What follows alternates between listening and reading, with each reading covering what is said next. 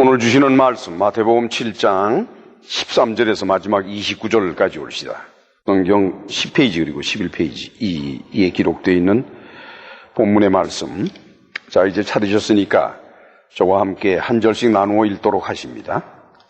좁은 문으로 들어가라. 멸망으로 인도하는 문은 크고 그 길이 넓어 그리로 들어가는 자가 많고 생명으로 인도하는 문은 좁고 길이 협착하여 찾는 이가 적음이니라. 거짓 선지자들을 삼가라. 양의 옷을 입고 너희에게 나오나 속에는 노략질하는 이리라. 그의 열매로 그를 알지니 가시나무에서 포도를 또는 엉겅퀴에서 무화과를 따기니라. 이와 같이 좋은 나무마다 아름다운 열매를 맺고 못된 나무가 나쁜 열매를 맺나니 좋은 나무가 나쁜 열매를 맺을 수 없고 못된 나무가 아름다운 열매를 맺을 수 없느니라. 아름다운 열매를 맺지 아니하는 나무마다 찍혀 불에 던지우니라. 그러므로 그의 열매로 그들을 알리라.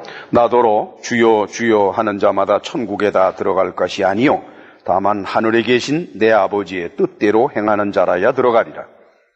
그날에 많은 사람이 나더러 이르되 주여 주여 우리가 주의 이름으로 선지자 노릇하며 주의 이름으로 귀신을 쫓아내며 주의 이름으로 많은 권능을 행하지 아니하였나까 하리니 그때에 내가 저희에게 밝히 말하되 내가 너희를 도무지 알지 못하니 불법을 행하는 자들아 내게서 떠나가라 하리라. 그러므로 누구든지 나의 말을 듣고 행하는 자는 그 집을 반석 위에 지은 지혜로운 사람 같으니리. 비가 내리고 창수가 나고 바람이 불어 그 집에 부딪히되 무너지지 아니하나니 이는 주초를 반석 위에 놓은 연고요. 나의 말을 듣고 행치 아니하는 자는 그 집을 모래에 지은 어리석은 사람 같으리니 비가 내리고 창수가 나고 바람이 불어 그 집에 부딪힘에 무너져 그 무너짐이 심하니라. 예수께서 이 말씀을 마치심에 무리들이 그 가르치심에 놀래니 같이 읽습니다. 이는 그 가르치시는 것이 권세 있는 자와 같고 저희 서기관들과 같지 아니함일러라. 아멘. 그러면서 참 무서운 말씀을 하시는데 우리를 반대하는 자는 우리를 위하는 자니라. 그들은 우리 안에 있는 사람들은 아니지만 우리를 도와주는 자들일 뿐이다. 기독교 교회 속에는 저 같은 목사님들 가운데에서 예수님이 하시는 일, 다시 말하면 복음을 전하고 하는 이런 일을 돕는 자가 있는데 다들 돕지요. 저도 돕고 있으니까. 그러나 문제는 예수님이 말씀하시는 우리라는 속으로 들어가지 못한다는 얘기는 그 목사님은 구원 밖에 있다는 그런 얘기가 됩니다. 아무리 귀신을 내어쫓고 기적을 행하고 아무리 큰 교회를 이루고 아무리 설교를 잘하고 무슨 일을 할지라도 우리 속에 포함되지 않으면 하나님의 나라에 들어갈 수가 없는 것입니다. 이것이 바로 예수께서 말씀하시는 거니까 오늘날도 방언을 한다고 기적을 행한다고 병고침을 한다고 설교를 잘한다고 예수님을 따르는 사람이라고 볼 수는 없다는 거예요. 아닌 사람도 얼마든지 그럴 수가 있다는 것이 예수의 말씀인 것입니다. 만약에 목사인 제가 예수 그리스도의 이름을 말하고 또 십자가 사건을 전하면서도 온갖 수단과 방법을 다 이용해서 교인들을 끌어모으고 헌금을 독려하고 건물과 시설을 크게 늘리려고 애를 쓰고 또 목사 사회에서 높임을 받기를 원해서 일컬어서 큰 목사가 되어야 한다면 나는 예수님의 이름을 이용하는 사람이요.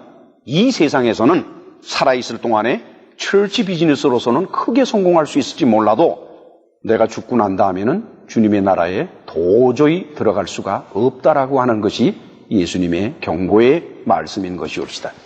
야고보는 이 문제를 아주 심각하게 말하고 있어요. 야고보서의 3장의 1절로 6절을 바라보면은 이런 말씀이 기록되어 있습니다.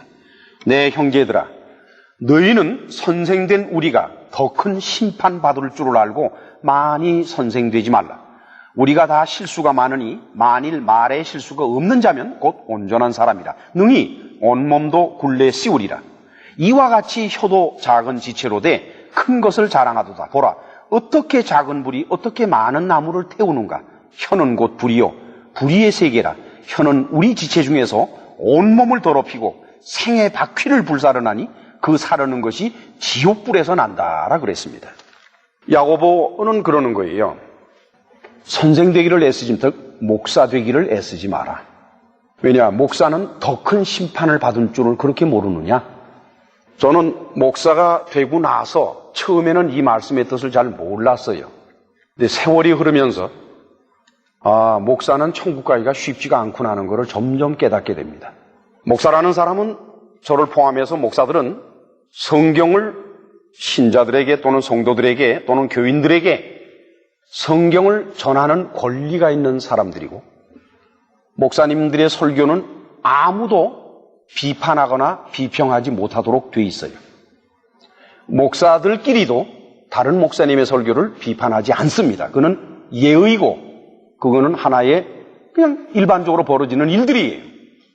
그렇기 때문에 목사가 되면은 너무나도 쉽게 성경을 자기 마음대로 해석하게 되고 또 자기 마음대로 전하게 되고 맙니다. 저는 목사가 되고 나서 세월이 흐르면서 점점 무서워져요. 점점 겁이 나요. 점점 겁이 나요. 내가 이러다 지옥까지 생각이 드는 거지요. 그 위대한 사도 바울마저도 고린도전서에 보면 참으로 기가 막힌 말을 하고 있습니다. 고린도전서 9장의 26절과 27절을 보면은 이렇게 기록이 되어 있어요. 그러므로 내가 다름질하기를 향방 없는 것 같이 아니하고 싸우기를 허공을 치는 것 같이 아니하여 내가 내 몸을 쳐서 복종하게 함은 내가 남에게 전파한 후에 자기가 도리어 버림이 될까 두려워함이로다 그랬어요. 사도 바울은, 그 위대한 사도 바울은 자기가 열심히 복음을 전해서 다른 사람은 구원의 길로 보내놓고 난 다음에 자기는 지옥으로 갈까가 두려워서 매일같이 자기 몸을 쳐서 복종케 한다 했어요. 그러면 바울이 무슨 허구날 못된 짓을 하고 도둑질을 하고 거짓말하고 이래서 그랬겠습니까? 아니올시다. 사도 바울이 자기 몸을 매일같이 쳐서 자기를 복종케 하려 했던 것은 딱 한 가지예요. 하나님의 말씀을 바로 전하는 것입니다. 목사가 돼서 설교를 하면은요, 여러분들은 그걸 잘 모르시는지 아시는지는 모르겠습니다만 설교 중에 자기의 개인 사정을 은근히 변호하거나 또는 교회의 형편을 설교 중에 성경 말씀을 빗대어서 선전한다든지 또는 합리화시킨다든지 인간관계를 슬그머니 얘기한다든지 아니면 자기의 어떤 인생 철학 같은 것을 펼쳐나간다든지 이런 유혹을 굉장히 많이 받아요. 교회는 끊임없이 문제가 일어나기 때문에 그런 문제가 일어날 때마다 목사는 그 교회 안에서 일어나는 여러 가지 문제를 설교 중에 말하고 싶어지는 유혹을 무척이나 받습니다. 그것이 바로 자기 몸을 복종시켜야 되는 그런 순간들이에요. 아무리 그런 유혹이 일어날지라도 이 설교단에서는 오직 성경만을 전해야만 되는 것이옵시다. 그런데 지난번에 참으로 참 슬픈 소식을 들었어요. 목사가 되려는 사람이 많이 늘었대요. 특히 한국에는 그렇답니다. 왜냐, 목사라는 직업을 가만히 보니까 불경기를 타지 않거든요. 또 가만히 보니까 사람들한테 마음적으로 존경을 받는지는 몰라도 겉보기는 다 존경을 받는다. 목사님 그러지 돌아서선 목사놈 할지라도 앞에 대놓고 목사놈 하는 사람 봤어요? 그 다음에 가만히 보니까 목사님이 설교 중에 오만 소리를 다 하거든. 아무도 못 말리는 거예요, 그거를. 야, 그 목사가 되면 그냥 막 말아도 되는구나. 참 가슴 아픈 일입니다. 목사가 된다는 것은 자기가 누구보다도 독특한 심판 앞에 선다는 것을 왜 그렇게들 모르는지를 모르겠어요. 같이 읽읍시다. 그러므로 누구든지 나의 이 말을 듣고 행하는 자는 그 집을 반석 위에 지은 지혜로운 사람 같으리니 비가 내리고 창수가 나고 바람이 불어 그 집에 부딪히되 무너지지 아니하나니 이는 주초를 반석 위에 놓은 연고요 나의 이 말을 듣고 행치 아니하는 자는 그 집을 모래 위에 지은 어리석은 사람 같으리니 비가 내리고 창수가 나고 바람이 불어 그 집에 부딪힘에 무너져 그 무너짐이 심하니라. 여기서 행한다라고 번역이 된 포이에오라고 하는 헬라어 단어는 행동하는 걸 말하는 것이 아닙니다. 실천한다든가 하는 뜻이 아니에요. produce, to produce, 뭘 만들어내는 거, to create, 뭐를 창조해내는 거, make up, 뭘 만들어 나가는 것을 말해요. 그러니까 예수께서 누구든지 나의 이 말을 듣고 행하는 자, 즉 계명을 실천하는 자라는 뜻이 아니라, 그런 뜻이 아니라 나의 말을 이루어가는 자, 그리스도인은 뭐예요? 저와 여러분들이 예수님을 믿고 그리스도인이 된다고 해서 하루아침에 천사가 되는 게 아니에요. 여러분 오해하지 마세요. 옛날 그대로예요. 예수님을 믿지만은 신앙 고백하고 회개하고 했지만은 옛날 그대로예요. 욕심 있는 사람은 계속 욕심 있고, 성질 나쁜 사람은 계속 성질 나쁘고, 입 건 사람은 계속 입이 걸어요. 목사가 돼도 욕 팍팍 해. 나 아주 천성이 입이 건 사람이야. 어떡하겠어? 그건 뭐 매질을 해도 소용없어요. 매 맞을 때는 그때는 그렇습니까? 저렇습니까? 그러다가 며칠만 지나면 도로 또 욕이 나와. 그거 어떡하겠어? 그러나 이것을 예수께서는 포이에요하라는 겁니다. 즉 다시 말하면은 오늘은 그렇지 못할지라도 내일은 조금 나아지고 모레는 조금 나아지고 이렇게 이루어가는, produce, 이루어가는 거예요. 이루어가는 거. 그렇게 하면은 반석 위에 지은 집이 된다. 그렇게 안 하면은 모래 위에 지은 집이 된다. 반석 위에 지은 집이라 그러면은 오직 성경만을 전하면서 세운 교회가 바로 반석 위에 세운 집이라고 볼 수가 있는 것이고, 오직 성경만을 의지해서 살아가는 참 그리스도인이 반석 위에 세운 집이올시다. 그런 사람은 무슨 말이 들리고 무슨 일이 벌어져도 흔들리지를 않아요. 안 흔들려요. 그러나 세상적인 그런 가치관이나 그런 세상적인 수단과 방법을 통해서 교인들을 인간적으로 만족을 시키면서 세워나간 교회는 마치 모래 위에 지은 집 같아요. 이제 오늘까지 7주간에 걸쳐서 7번에 걸쳐 설교된 산상수훈은 물론 모든 그리스도인들에게 적용되는 것은 사실입니다. 그러나 다시 한번 여러분들이 집에 가셔서 5장에서 7장까지를 자세히 읽어보세요. 과연 그대로 지킬 수 있나? 뭐 저한테 말할 건 없습니다. 스스로 자신에게 물어보세요. 내가 이렇게 지키면서 살 수 있나 없나를 스스로에게 물어보세요. 예수께서는 세상에 계실 때 몇 가지를 하셨는데 그렇게 많은 일을 하시지 않았습니다. 하나님의 아들은. 이 세상에서 하신 일 가운데 가장 큰 일이 무엇인가 보니까 당신의 제자를 양성하는 길이었었어요. 예수님은 당신이 이 세상에 계실 때 큰 교회를 세우려고 생각도 안 하셨고 그것은 예수께서 오신 목적이 아니었습니다. 그러나 예수께서는 당신이 떠난 다음에 이 세상에 벽돌 한 장 한 장 쌓아 올려가듯이 그리스도의 교회가 세워질 것을 계획하시고 그 교회를 세워나가는데 초석이 되는 역할을 하는 제자들을 양성하시기 위해서 그리고 선택하시기 위해서 이 세상에서 큰 일을 하셨죠.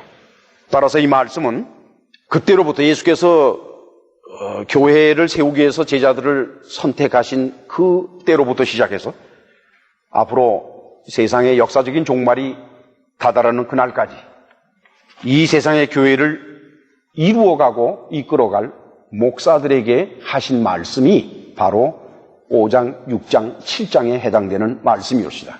거듭 말씀드립니다마는 그 내용은 보편적으로 모든 그리스도인들에게 다 적용될 수 있는 것입니다. 그러나 마태가 이 말씀을 집합해서 이곳에다가 산상수훈으로서 기록해 놓은 마태의 의도는 기독교 교회 지도자들, 곧 목회자들이나 또는 장로님들도 목회자 속에 포함을 시킨다 그러면은 그분들에게 향한 하나님의 경고의 말씀으로 해석이 되는 것이 좋죠. 많은 말씀이 율법적으로 들립니다. 예수께서는 당신이 산상수훈에서 말씀하신 그 여러 가지 계명들, 여러 가지 지켜야 될 일들, 이런 것들을 이 사람들이 들으면서 어떻게 생각할까? 하나님의 아들이 그걸 모를 리가 없어요. 여러분들은 어쩐지 모르겠습니다만 저는 5장에서 7장을 읽으면서 상당히 몸이 떨려요. 왜냐, 저는 그걸 100% 다 지킬 능력도 없고 지킬 재간도 없는 사람이옵시다. 문제는 그러면서도 여기서 목사라고 서서 설교를 해야 되고 여러분들한테 나를 따르라고 말로는 안 해도 그런 위치에 있다는 게 저를 아주 너무 괴롭혀요. 그래서 제가 마태복음 5장에서 7장 사이에 그 말씀을 읽고 여러분들한테 전하면서 제가 하는 일이 무엇인 줄 압니까? 나는 이거 안 되겠구나. 내가 천국 갈 수 있는 길은 예수님의 십자가 외에는 없겠다. 계명을 지켜야 간다 그러면은 난 못 간다. 나는 잘난 놈도 아니고 신통한 놈도 아니고 참 어떻게 돼서 목사가 됐는지 모르지만 좌우당간 목사가 됐기 때문에 오늘도 교회에서 설교하고 이러고 있지만 나야말로 예수님 없으면은 예수의 십자가가 없으면 나야말로 지옥 바닥에 떨어져야 할 놈이로구나. 저는 이렇게 생각하고 매일같이 회개를 하는 것이옵시다.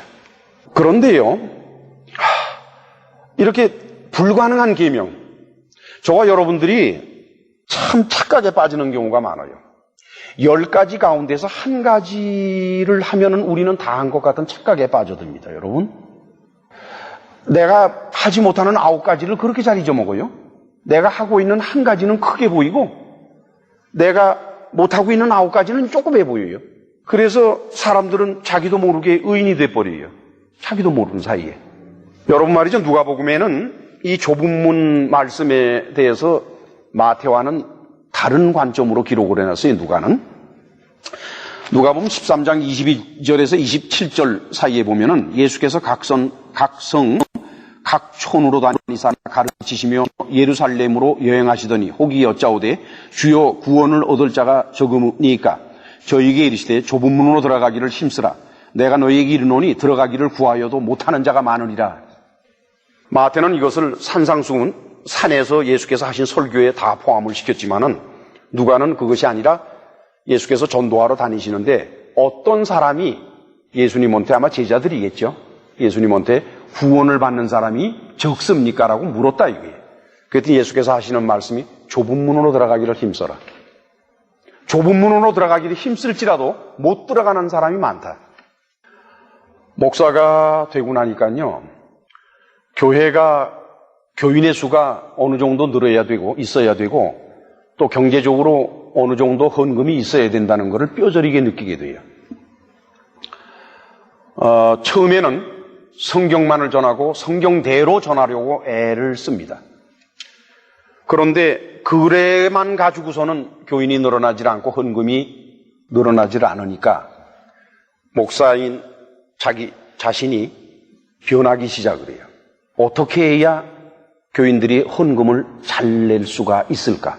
어떻게 해야 교인들이 헌금을 내도록 할 수 있을까? 그 다음에 교회 성장이라는 미명 아래 어떻게 하면은 교인을 많이 끌어모을 수 있을까 하는 쪽으로 가게 됩니다. 자기도 모르게 문을 점점 넓혀요. 처음에 신학교를 나와서는 정말 원리 원칙대로 좁은 문을 만들어 놓고 나왔습니다. 그러나 목회 생활을 하는 도중에 자기 자신도 어떻게 할 도리가 없이 그 문이 점점 넓어지고 길이 점점 넓어져서 결국은 좁은 문으로 들어가는 그 말씀조차 잊어버리고 교회가 크기만 하면 모든 것이 합리화되는 그런 세계 속으로 들어가 버리고 말지요. 그래서 예수께서 그러신 거예요. 누가복음에서 좁은 문으로 들어가기를 구하여도 못하는 자가 많다는 거예요. 너희가 실제로 해봐라. 끝까지 좁은 문을 지킬 수 있나 없나를 너희 한번 해봐라. 끝까지 좁은 문을 지키는 사람이 너무나도 적다. 그런데 목회자들은 죽는 날까지 좁은 문을 지키는 자야라만이 하나님의 나라에 들어갈 수 있다라고 하는 게 바로 저 같은 목사들의 숙명, 가슴 아픈 현실입니다. 목회자가, 저는 그랬어요. 이 목사 생활을 쭉 하면서 좁은 문을 지켜나가려면은 내가 도대체 뭘 중요하게 세야 돼? 무슨 열매제냐? 그래서 말씀, 열매를 보고 사람 살라고 그래. 도대체 무슨 열매제냐? 사는 거, 그 싼 일에 누구나 다 열매. 그게 사도 누구나 있는 열매. 목이 무엇일까? 간은 함의 구속을 간 겁니다. 두 번째로는 교회를 이용해서 목사 자신의 명예라든가 또는 목사의 재정적인 문제라든가 또는 정신적인 자기만족, 세상적인 자기만족을 취하는 것이 아니라 오직 성경만을 전하는 데 최선을 다하는 것이 바로 열매이겠다. 그러나요, 교회는 목사 혼자 하는 게 아니에요, 여러분. 목사가 아무리 좁은 문을 지키려 해도 장로님들이, 권사님들이, 집사님들이, 목사님 그래가지고 교회가 성장이 되겠어요? 방법을 좀 바꾸시죠. 어느 교회는 무슨 프로그램을 해서 교인들이 배로 늘었답니다. 우리도 그거 합시다. 여러분들 생각나지 않아요? 여러분들 그래 보신 적 없나? 많은 장들이나 사님들이나 스모들한테 복귀를 알아요. 그 단점. 그러면서도 초일과 지나가는 모델이 크게 쉬지 않아요, 여러분. 목사님, 그런데 파는 것을 나무라고 너무 비판적인 눈으로 보지 마세요. 그 사람들도 어쩔 수가 없어요. 어쩔 수 없어서 그러는 거예요. 슬픈 일이지만 많은 목사님들은 자신도 모르는 사이에 넓은 문과 넓은 길을 만들어 가고 있습니다. 사랑하는 성도 여러분, 이제서 우리는 오늘로서 마태복음 5장, 6장, 7장에 기록되어 있는 소위 산상수훈이라고 하는 예수님의 말씀을 다 살펴봤습니다. 그 말씀은 결론이 무엇으로 나오는 거니? 마지막 28절에서 29절을 같이 읽으실까요? 예수께서 이 말씀을 마치심에 무리들이 그 가르치심에 놀래니 이는 그 가르치시는 것이 권세 있는 자와 같고 저희 서기관들과 같지 아니하밀로라. 마태는 산상수훈을 통해서 이것을 읽는 사람들이 하나님의 아들은 하나님의 권세 안에 있다, 하나님의 권세를 가지고 있다는 것을 알리고 싶었던 것입니다. 성도 여러분들이 하나님의 권세 안에 있고 하나님의 권세를 누리며 살길 원한다면 좁은 문으로 들어가기를 애써야 될 것입니다. 기도합시다.